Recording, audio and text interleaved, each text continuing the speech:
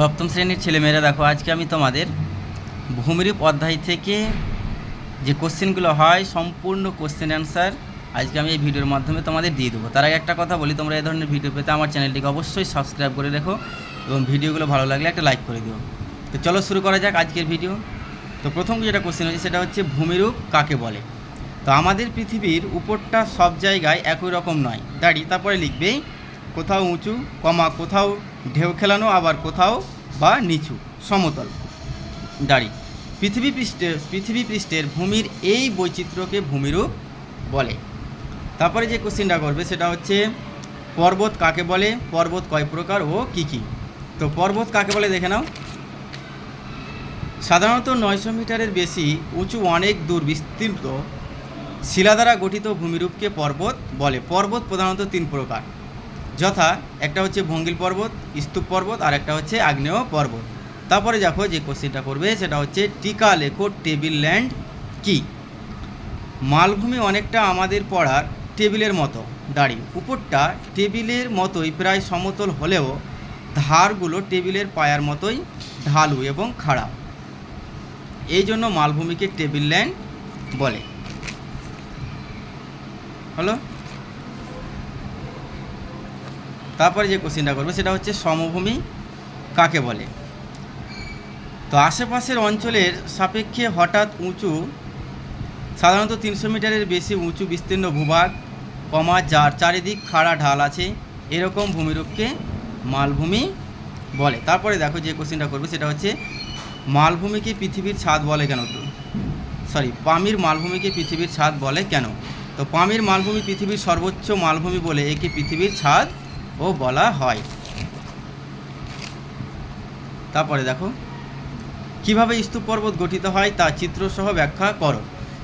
ভূয়ালোড়নের ফলে ভূপৃষ্ঠের অনেক সময় ফাটলের সৃষ্টি হয় দাঁড়ি, এই ফাটলগুলোর মাঝের ভূখণ্ড উঁচু হয়ে অথবা দুপাশের ভূখণ্ড নিচে বসে গিয়ে মাঝখানের ভূখণ্ড স্তূপ এর মতো পর্বত সৃষ্টি করতে পারে, যেমন ভারতের সাতপুরা পর্বত।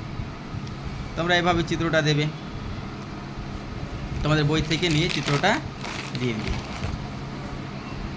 তারপরে দেখো যে কোশ্চেনটা করবে পর্বত মালভূমি সমভূমির মধ্যে পার্থক্য লেখো। পরীক্ষায় আসতে পারে যে দুটো দিলে হয়তো পর্বত আর মালভূমির মধ্যে পার্থক্য লেখো, বা মালভূমি সমভূমির মধ্যে পার্থক্য লেখো, যে কোনো দুটো দিতে পারে। আমি 3টাকে একসাথে লিখে দিয়েছি তোমাদের সুবিধার্থে। দেখো একদিকে তোমরা পয়েন্ট করবে পর্বত, একদিকে মালভূমি, আর অন্যদিকে করবে সমভূমি। পর্বতে লিখবে পর্বতের উচ্চতা 900 মিটারেরও বেশি হয়।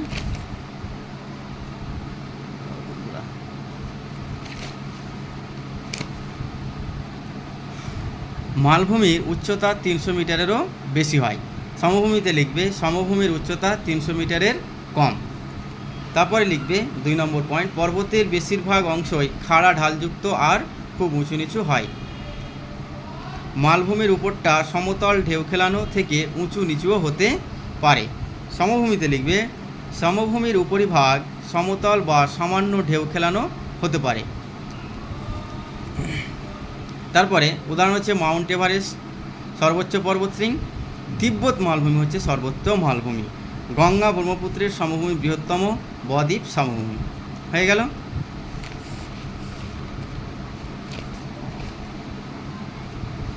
এবার এসিকিউ দেখো ভূমিরূপ কয় প্রকার ও কী কী।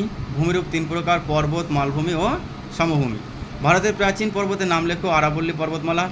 উৎপত্তি অনুসারে পর্বত কয় প্রকার ও কী কী। 3 প্রকার, ভঙ্গিল পর্বত, স্তূপ পর্বত, আগ্নেয় পর্বত। কয়েকটি ভঙ্গিল পর্বতের উদাহরণ দাও। এশিয়া মহাদেশের হিমালয়, ইউরোপের আল্পস, উত্তর আমেরিকার রকি, দক্ষিণ আমেরিকার আন্দ্রিজ পর্বতমালা। স্তূপ পর্বতের উদাহরণ দাও। ভারতের সাতপুরা পর্বত, জার্মানির ব্ল্যাক ফরেস্ট এবং ফ্রান্সের ভেজ। তারপরে আগ্নেয় পর্বতের উদাহরণ দাও। ইতালির ভিসুয়ালস, এটনা, জাপানের ফুজিয়ামা, ইন্দোনেশিয়ার ক্রাকাতোয়া, আফ্রিকার কিলিমাঞ্জারো। দুটো পর্বতের চূড়ার মাঝখানে যে নিচু খাতের মতো অংশকে কি বলে, পর্বত উপত্যকা বলে। পৃথিবীর বৃহত্তম মালভূমি কোনটি, তিব্বত মালভূমি। মরুভূমির বালি সঞ্চিত হয়ে কোন সমভূমি সৃষ্টি হয়, লোয়েস সমভূমি সৃষ্টি হয়। ভূপৃষ্ঠের সব জায়গায় একরকম হয় না কেন। তো পৃথিবীর ওপর কোথাও পর্বত কোথাও মালভূমি আবার কোথাও সমভূমি রয়েছে, তাই ভূপৃষ্ঠের সব জায়গায় একই রকম হয় না। তারপরে লোয়েস সমভূমির একটি উদাহরণ দাও। হোয়াংহো সমভূমি। পামির মালভূমির উচ্চতা কত? 8873 মিটার। পর্বত কাকে বলে? সাধারণত 900 মিটারের বেশি উঁচু, অনেক দূর বিস্তীর্ণ শিলা দ্বারা গঠিত ভূমিরূপকে বলা হয় পর্বত। ভূ অভ্যন্তরের পথগুলি কোন স্তরের ওপর ভাসে? তো অ্যাস্থেনোস্ফিয়ারের ওপর ভাসে। তারপরে টিকা লেখো। আগ্নেয় পর্বত। অগ্ন্যুৎপাতের সময় প্রচুর লাভা, ছাই, ছোট ছোট পাথর বেরিয়ে এসে জমা হয়ে শঙ্কুর মতো এক রকমের পর্বত সৃষ্টি হয়, যাকে বলা হয় আগ্নেয় পর্বত। তারপরে দেখো পৃথিবীর উচ্চতা পর্বতশৃঙ্গের নাম কি? পৃথিবীর উচ্চতম পর্বতশৃঙ্গের নাম হচ্ছে মাউন্ট এভারেস্ট। তারপরে পশ্চিমবঙ্গের মালভূমি অঞ্চলের নাম কি? তো ছোটনাগপুর মালভূমি অঞ্চল। ব্যবচ্ছিন্ন মালভূমির উদাহরণ দাও। ছোটনাগপুর মালভূমি অঞ্চল। নবীন পর্বতমালা হচ্ছে হিমালয় ও আল্পস। এ হচ্ছে তোমাদের ভূমিরূপ থেকে ছোট বড় সব প্রশ্নের উত্তর। তো আশা করি তোমাদের ভিডিওটা ভালো লেগেছে। তাই একটা লাইক করো প্লিজ, আর চ্যানেলটিকে অবশ্যই সাবস্ক্রাইব করে দিও।